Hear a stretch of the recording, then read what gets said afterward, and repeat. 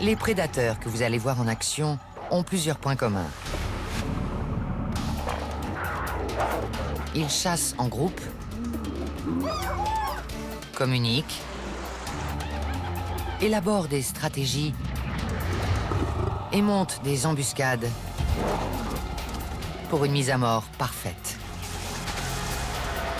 Dans ce monde mortel, ces chasseurs savent que l'union fait la force.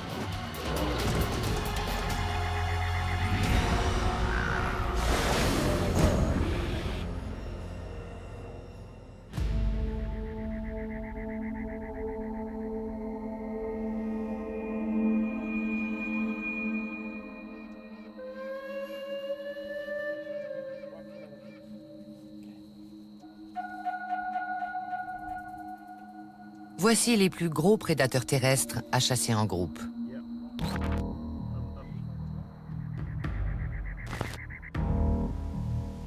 En Afrique, les lions sont au sommet de la chaîne alimentaire.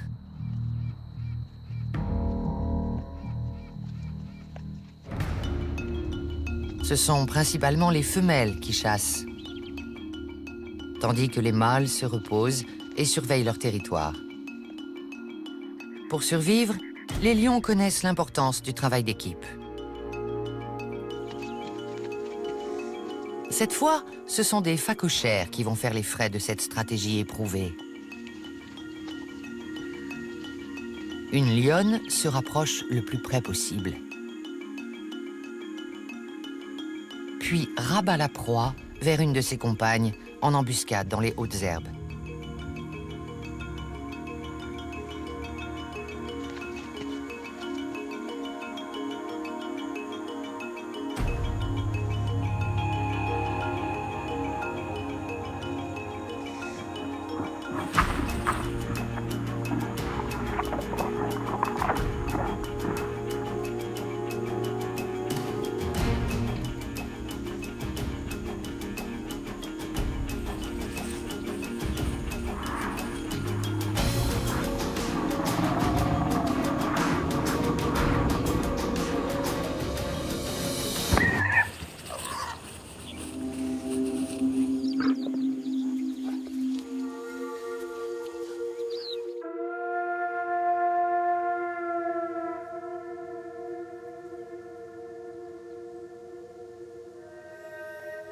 Les lions ont une vue excellente.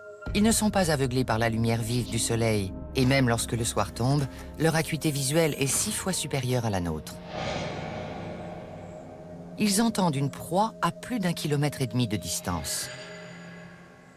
Et leur odorat est si aiguisé qu'ils savent à quel moment elle est passée. Ils s'attaquent à des animaux 2 fois plus gros qu'eux.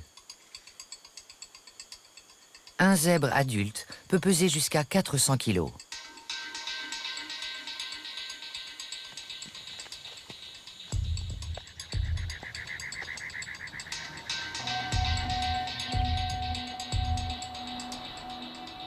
Un coup de sabot bien placé pourrait briser la mâchoire d'un lion.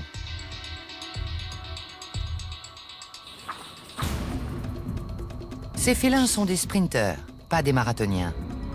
Ils peuvent atteindre une vitesse de pointe de 55 km/h, mais pendant quelques secondes seulement.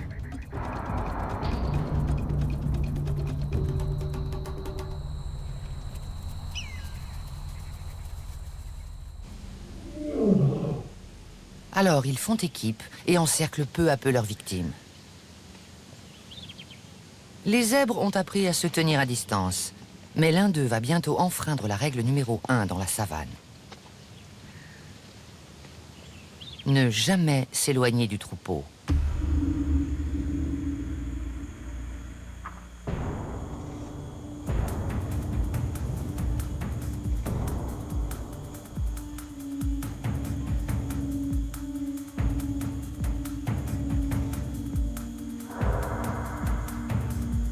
La lionne saisit le zèbre à la gorge pour l'étouffer.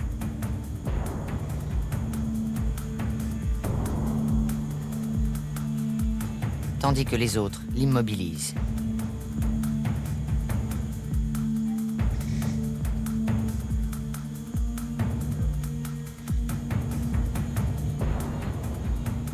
Parmi tous les félins, les lions sont la seule espèce sociable, en particulier au moment des repas.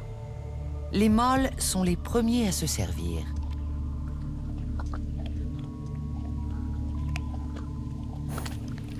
Puis vient le tour des femelles. Les petits se partagent ce qu'il reste. Souvent, ce n'est pas suffisant, et la plupart des lionceaux n'atteignent pas l'âge adulte. Les lions ont besoin de près de 7 kilos de nourriture par jour. Si le groupe veut survivre, il doit chasser en permanence.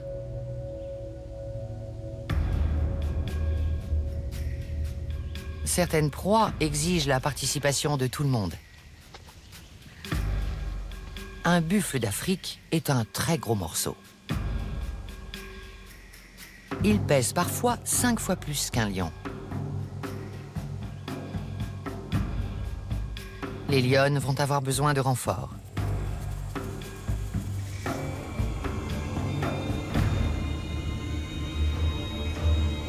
Le mâle dominant peut être 2 fois plus gros qu'une femelle.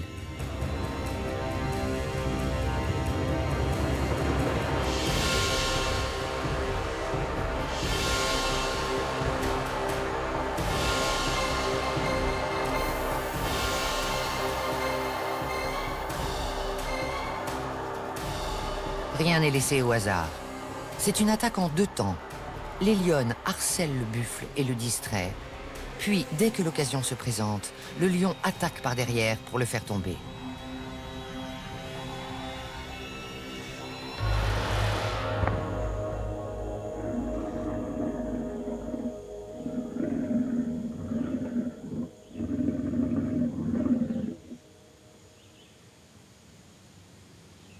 Mais même le roi des animaux n'est pas intouchable.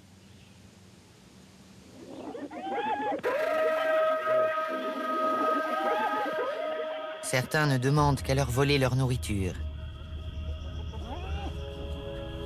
Peu d'animaux osent s'en prendre à une lionne. Mais peu sont aussi téméraires qu'une horde de hyènes.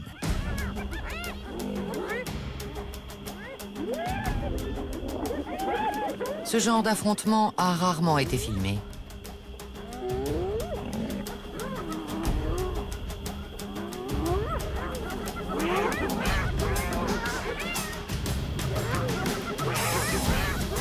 Comme un matou effrayé, la lionne finit par se réfugier dans un arbre. Preuve que face à une horde affamée, la reine n'est pas toute puissante.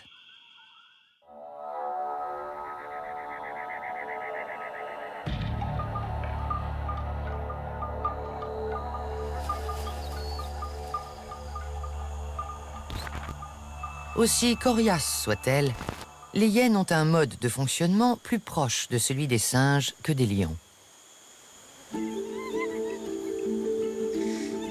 Elles vivent en hordes qui comptent jusqu'à 80 individus. À la différence des lions, elles obéissent à un système matriarcal. Le chef est toujours une femelle.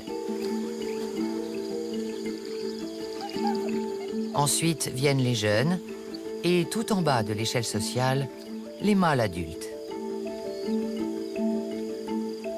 Cette hiérarchie très stricte, propre à chaque horde, n'est pas déterminée par la taille ou la force, mais par le statut de la mère. Ainsi, le petit le plus chanceux est celui du chef de clan.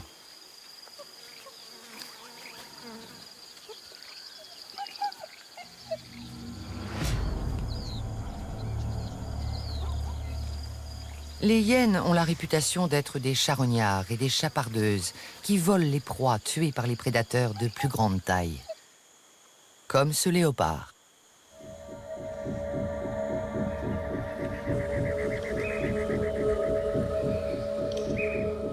Les vautours ont vendu la mèche.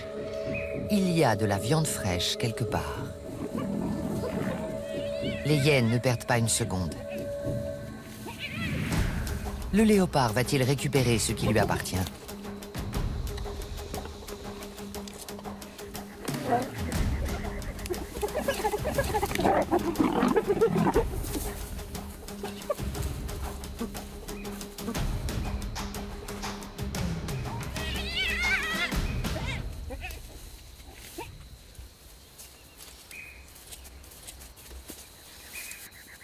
Quand une hyène a fait main basse sur un butin, elle s'empiffre autant qu'elle peut,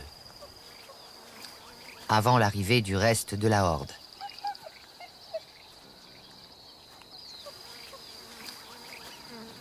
Là, elle bat en retraite et cède les meilleurs morceaux aux femelles plus élevées dans la hiérarchie.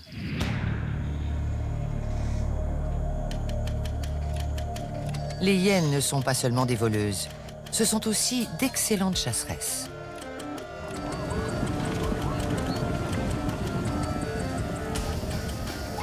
Elles comptent parmi les espèces les plus répandues en Afrique. Aujourd'hui, dans les grandes plaines du Serengeti, leur stratégie est simple. Former un demi-cercle autour de ce troupeau de gnous et s'attaquer aux traînards.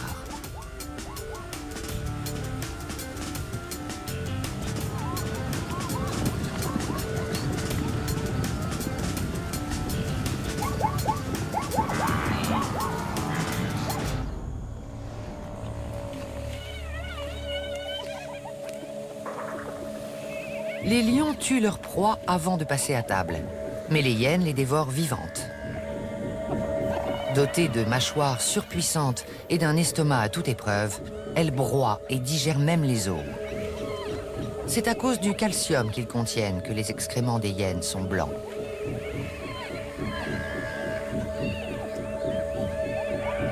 Ce sont aussi les seuls carnivores qui mangent la peau de leurs victimes et ne laissent que les parties cornées et les poils. Une hyène engloutit ainsi jusqu'à 1/5 de son poids en un repas. Et comme la chair pourrie ne l'incommode pas, elle enterrera les restes pour plus tard. Dans les plaines africaines, les herbivores redoutent de croiser leur route. S'il y a bien un chasseur qui a un sens aigu de la communauté, c'est le suricate d'Afrique du Sud. Il se regroupe en colonies qui comptent entre 20 et 50 individus.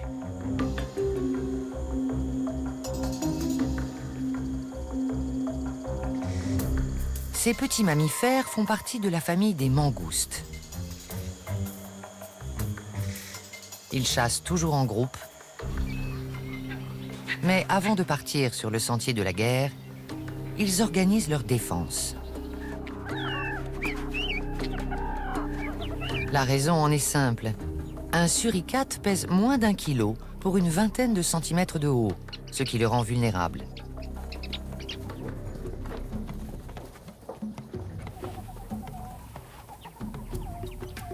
Pour protéger ses arrières, un des membres de la colonie se perche au sommet d'une termitière ou d'un buisson, d'où il monte la garde.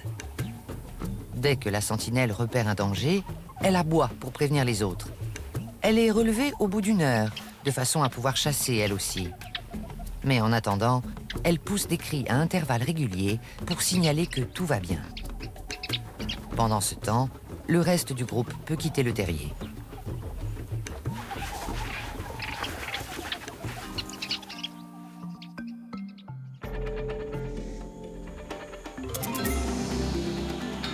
Les suricates chassent des petits mammifères comme les écureuils. Mais ça ne marche pas toujours. Insectes et scorpions font également partie de leur régime de base. Ils font équipe pour retourner les pierres et creuser le sol. Leurs doigts se terminent par des griffes incurvées de 2,5 cm de long.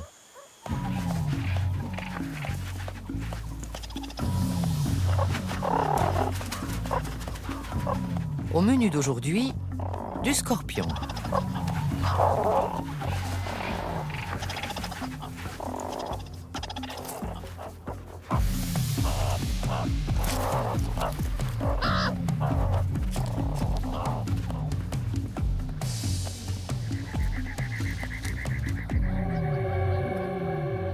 Une piqûre suffirait à tuer un jeune humain, mais le petit suricate est immunisé.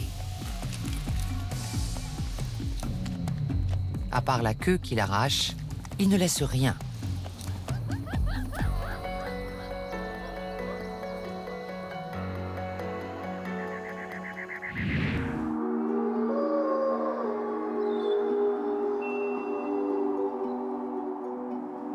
Le hurlement d'un loup peut être terriblement inquiétant.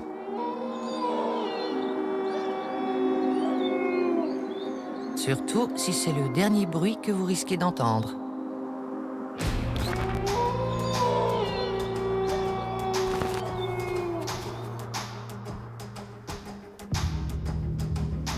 Les loups se rapprochent discrètement de leur proie et attendent qu'elle soit distraite pour attaquer. C'est une sorte de galop d'essai.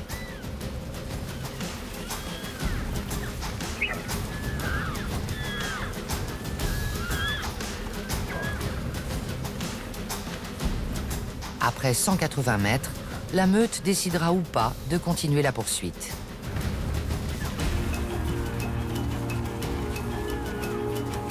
Ce wapiti est le plus faible du troupeau.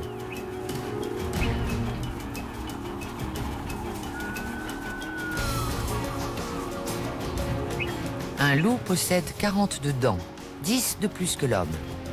Et ses mâchoires exercent une pression de 150 kg par centimètre carré.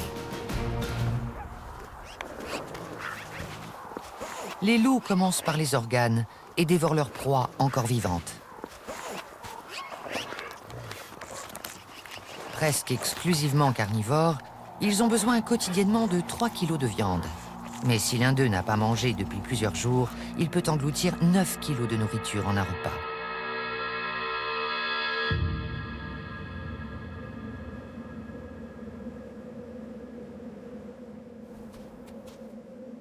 Une meute se compose généralement de 6 à 10 individus. Leurs hurlements sont un moyen de communication remarquablement efficace. Ils servent à rappeler la meute, à délimiter le territoire de chacune et à mettre les intrus en garde. Mais ce coyote n'a pas bien écouté. Les loups n'aiment pas qu'on vienne chaparder leur nourriture.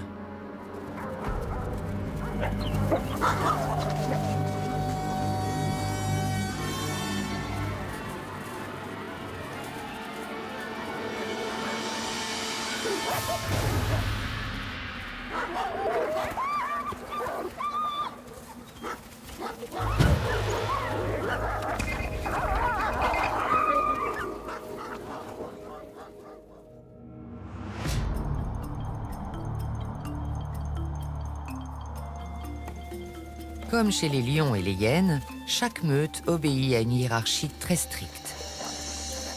Mais ici, c'est le couple dominant, composé d'un mâle et d'une femelle alpha, qui dirige toute la troupe. C'est lui qui mange en premier, et c'est aussi le seul à se reproduire. Les autres membres de la meute participent à l'éducation des louveteaux. 6 semaines après leur naissance, ces derniers ne peuvent plus se contenter du lait maternel. Il leur faut de la viande s'ils veulent survivre. Trop jeunes pour se joindre aux autres, ils restent à l'abri dans leur tanière. Si la chasse a été bonne, à leur retour, les adultes régurgiteront des morceaux de viande pour eux.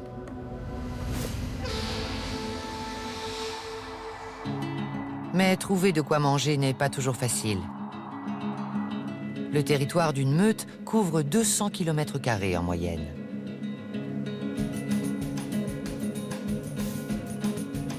Pendant la traque, les glandes sébacées situées entre leurs coussinets plantaires laissent un message aux autres. Le loup est doté d'un odorat extrêmement aiguisé.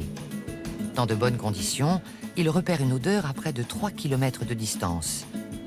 Il peut suivre sa victime pendant des heures, voire des jours, avant que la meute ne passe à l'attaque. La poursuite la plus longue jamais recensée s'est étirée sur 20 km.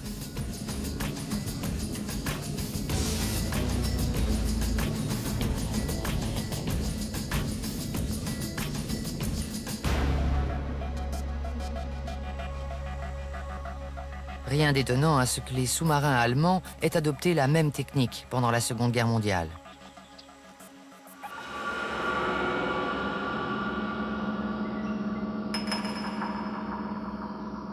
Certaines légendes parlent d'hommes élevés par des loups. Pourtant, ils ne nous sont pas apparentés, contrairement à ces prédateurs. les chimpanzés. Ces grands singes partagent avec nous plus de 98% de leur ADN. Cela fait d'eux nos plus proches cousins. Pendant longtemps, on a pensé qu'ils étaient strictement végétariens. Aujourd'hui, on sait que c'est faux. Ils comptent même parmi les tueurs les plus rusés du monde animal. Dans certaines régions d'Afrique, un chimpanzé mangera près d'une tonne de viande par an. Comme nous, ils ont un système de communication vocale complexe.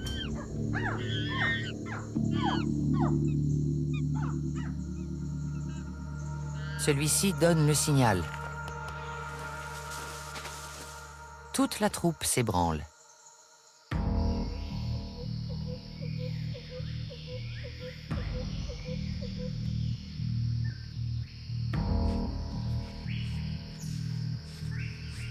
Les groupes de chasse comptent jusqu'à une trentaine d'individus qui traquent leurs victimes pendant parfois 4 heures d'affilée. Ils s'attaquent à 25 espèces différentes, dont les petites antilopes et des cochons sauvages. Mais aujourd'hui, ils ont trouvé leur plat préféré. Des colobes rouges.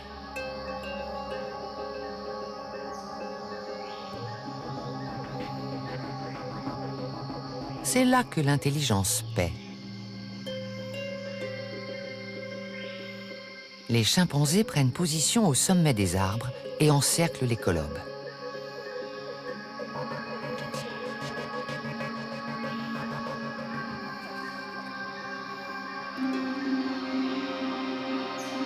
Une fois que la retraite est coupée, ils attaquent.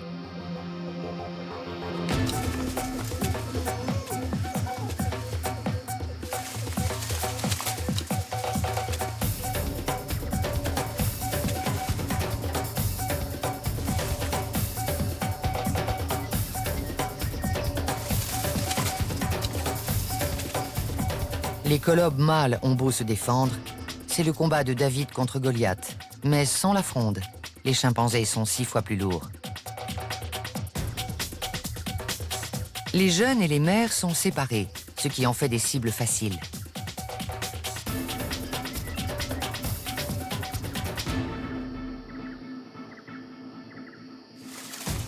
Les chimpanzés ont des dents aiguisées, mais pour tuer, ils projettent leurs victimes de toute leur force contre une surface dure.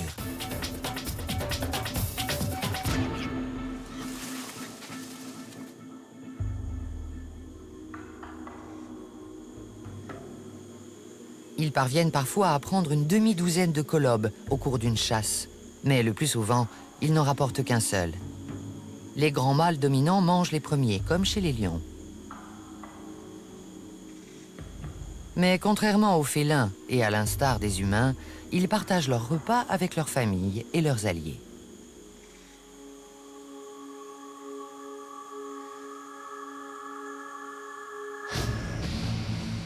Le prédateur que nous allons découvrir pourrait très bien chasser seul.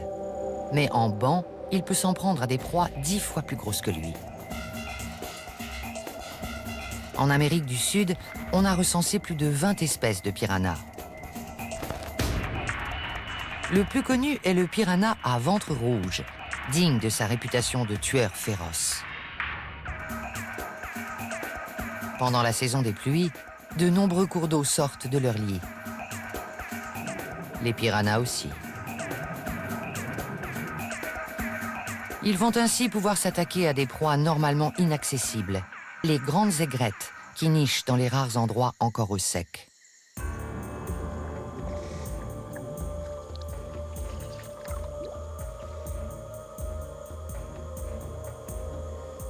Mal assurés sur leurs pattes, les oisillons ne savent pas encore voler. Un faux pas et c'est terminé. Comme les requins, les piranhas sont équipés de capteurs qui détectent le moindre mouvement sous l'eau.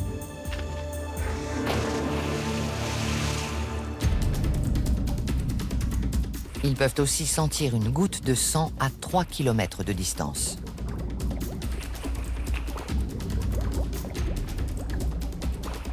En se débattant, l'oisillon ne fait que les attirer un peu plus.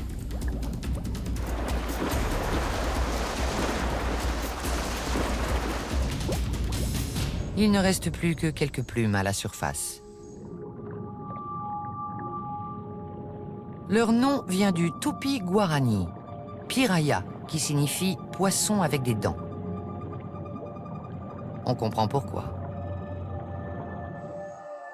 De forme triangulaire, leurs dents sont légèrement incurvées vers l'intérieur et tellement acérées qu'elles coupent un fil de pêche en acier.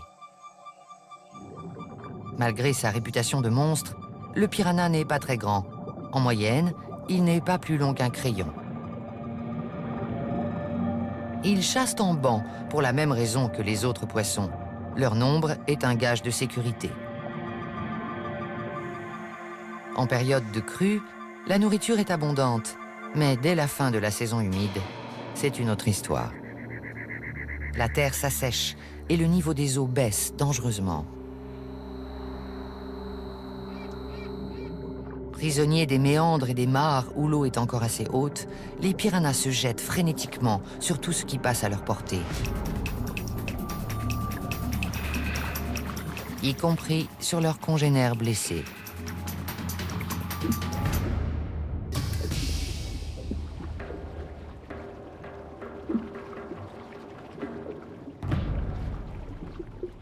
Quant aux cas légendaires d'attaques mortelles contre les hommes, ils sont extrêmement rares. Il n'existe aucun cas répertorié d'un être humain tué par un piranha. Après le mythe, les faits avérés.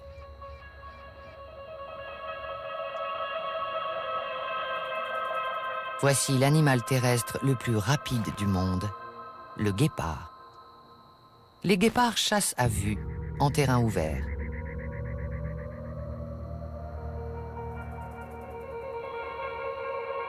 Comme des commandos, ils arborent une traînée noire au coin des yeux. Peut-être un moyen d'atténuer la lumière du soleil.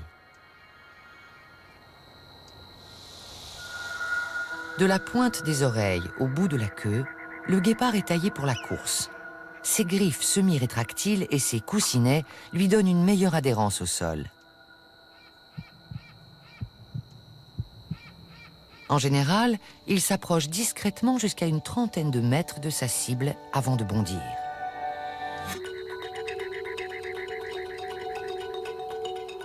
Sa vitesse de pointe peut atteindre 114 km/h à raison de 4 foulées par seconde.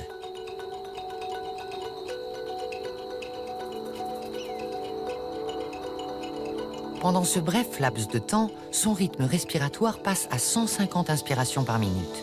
Ses pattes arrière sont tellement souples qu'en pleine course, elles passent devant les pattes avant. Et presque la moitié du temps, quand il est lancé, elles ne touchent même pas le sol.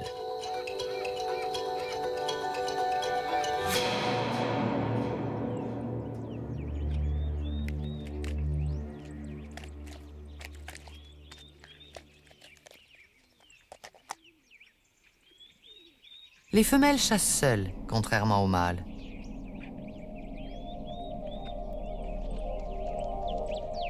Le plus souvent, le groupe est constitué de frères qui resteront ensemble toute leur vie. Ce travail d'équipe leur permet de s'attaquer à de gros herbivores, comme les gnous.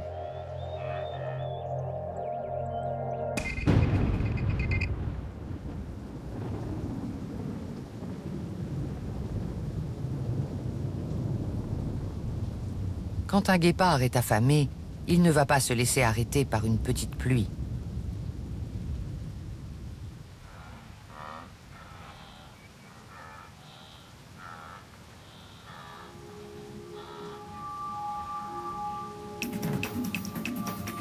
Il peut accélérer de 0 à 100 km/h en 3 secondes.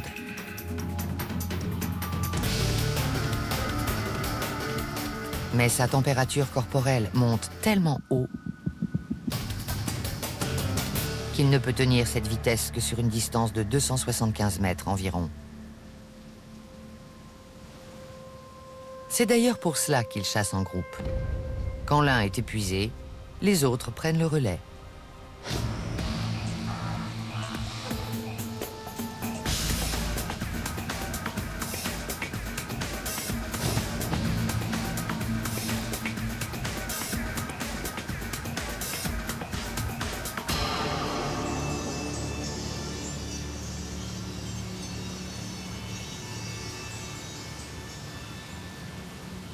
Dès que le gnou est à terre, les guépards l'étouffent.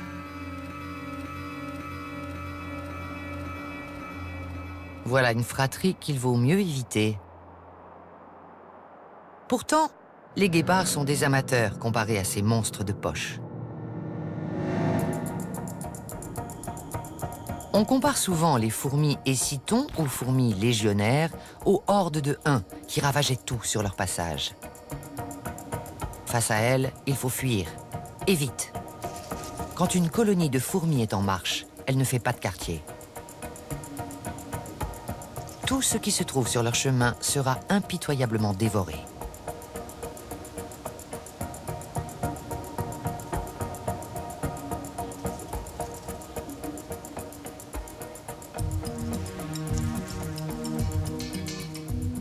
Les fourmis légionnaires sont dotées de mandibules hypertrophiées en forme de cisaille qu'elles utilisent pour tailler leur proie en pièces.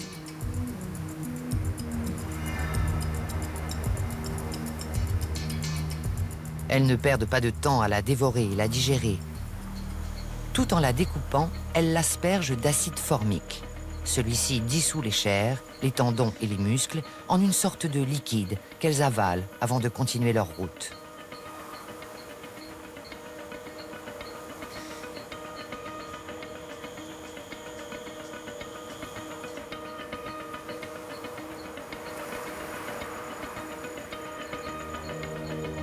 La seule défense est de ne pas bouger d'un poil, car les légionnaires sont pratiquement aveugles et distinguent tout au plus la lumière de l'obscurité.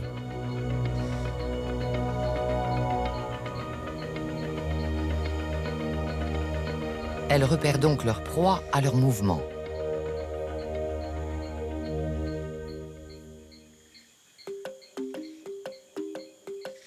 Cette patrouille est en chasse. Dès que les éclaireuses ont trouvé une source de nourriture, elles en informent le reste de la colonie par un message chimique. Ce scarabée est 6 fois plus gros qu'une fourmi, mais face à une armée, il ne fait pas le poids. Certaines proies ne sont pas dégustées sur place, mais découpées et transportées jusqu'au bivouac. Comme au temps des pyramides, si on a assez de bras ou de pattes, on peut déplacer presque n'importe quoi. Les fourmis sont si nombreuses sur Terre que leur poids total équivaut à peu près à celui de l'humanité.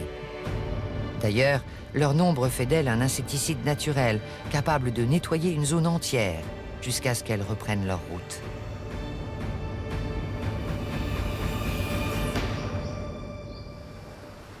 Ces fourmis ne sont pas les seuls prédateurs nomades constamment en quête de nourriture. Des orques. Les terreurs des océans.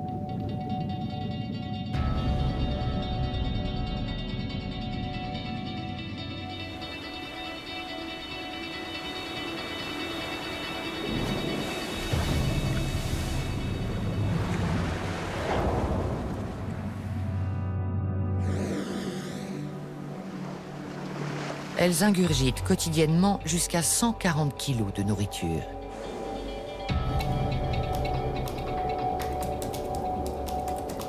La presqu'île Valdés, en Argentine, est l'endroit idéal pour faire son marché. Les phoques viennent s'y abriter en nombre.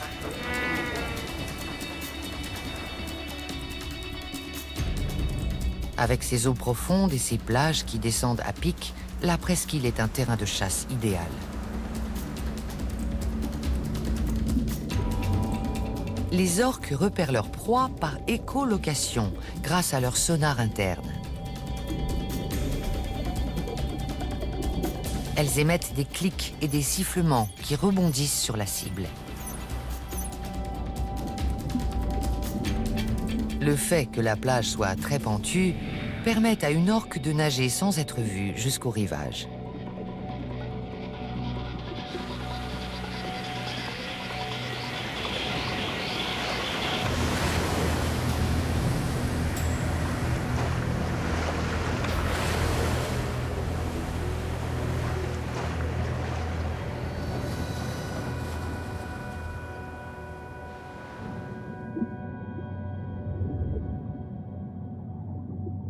Les mères emportent le phoque en haute mer, puis le relâchent, afin d'apprendre à leurs petits les techniques de chasse.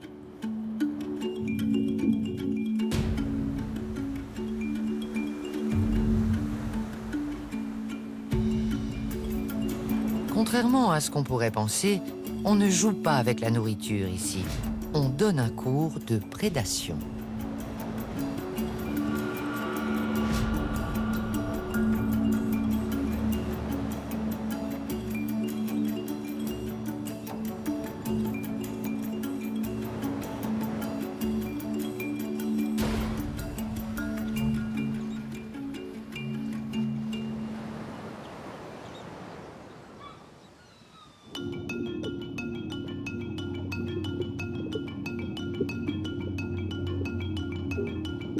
Les orques sont les plus gros représentants de la famille des dauphins et non pas de prédateurs naturels.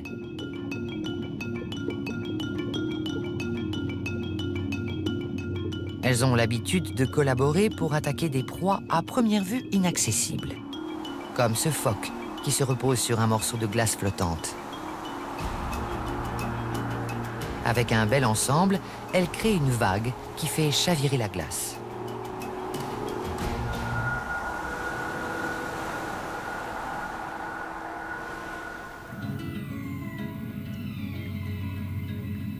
Les orques vivent en groupe d'une quarantaine d'individus.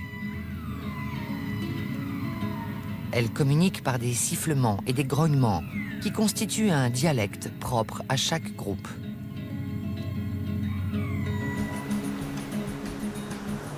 Elles se déplacent à une vitesse maximum de 50 km/h et font surface toutes les 30 secondes pour respirer. Le groupe a repéré une proie de taille. Une baleine grise et son petit. C'est lui qu'elles ont ciblé.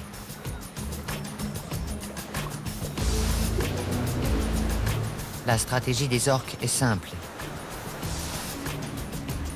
D'abord, obliger les baleines à nager plus vite afin d'épuiser le baleineau.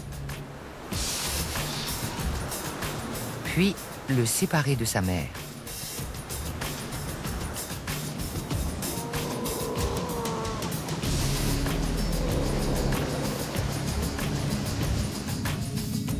Elle l'enfonce sous l'eau pour qu'il s'affaiblisse et finisse par se noyer.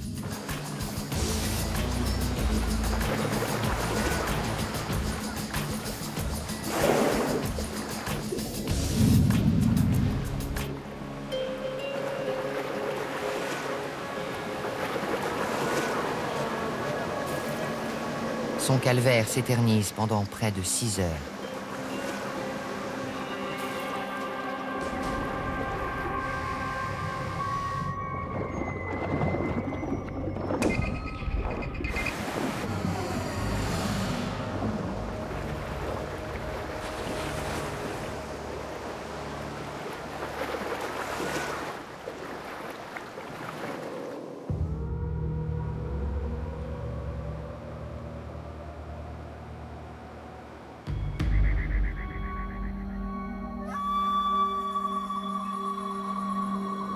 La nature a doté les proies d'une batterie de moyens de défense.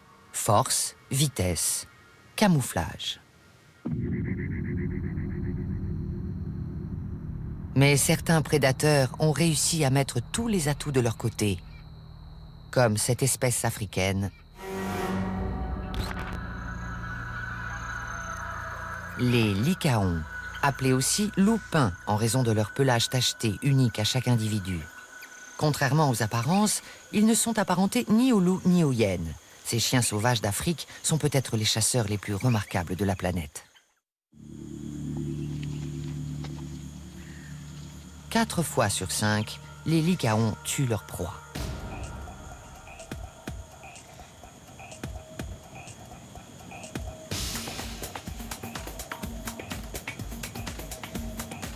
Ils commencent par foncer sur le troupeau pour disperser les bêtes et isoler les plus faibles.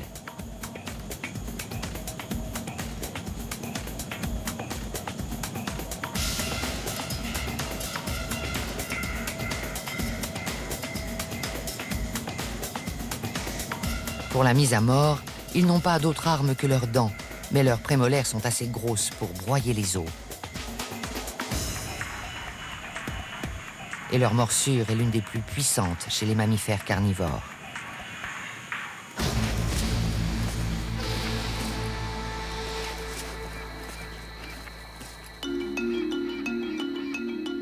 C'est d'autant plus remarquable que les talents de chasseurs des lycaons ne sont pas innés, mais acquis. Les adultes régurgitent des morceaux de viande pour les jeunes, mais partagent aussi leur nourriture avec les individus âgés ou malades.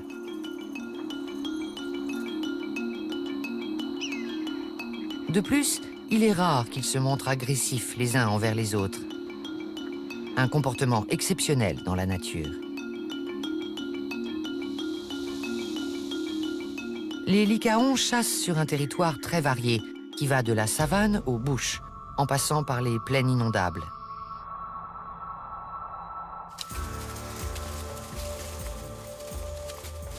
Quand leur proie est prise au piège, ils l'encerclent, la harcèlent de tous les côtés et finissent par épuiser le malheureux animal. Ils ont aussi mis au point une tactique très efficace pour éviter les cornes mortelles des antilopes.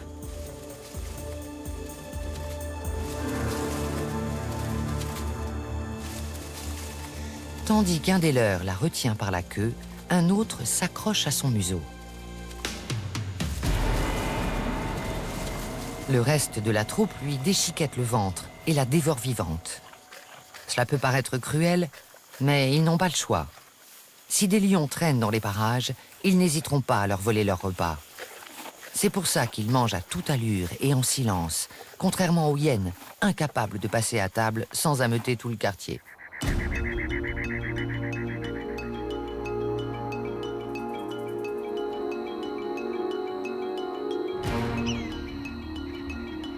Une espèce en particulier connaît bien les talents de ces tueurs, le cob de l'Ekwe. Lorsqu'ils sont menacés, les cobs foncent droit vers un cours d'eau.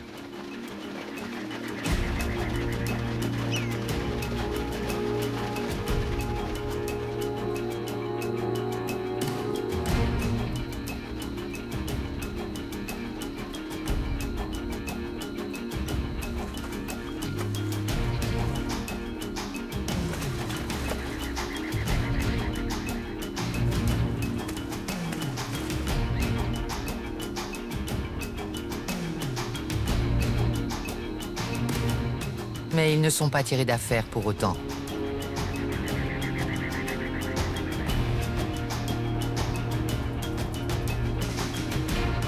Rares sont ceux qui échappent à ces mâchoires. Quel hommage rendu aux lycaons. Les antilopes ont davantage peur d'eux que des crocodiles.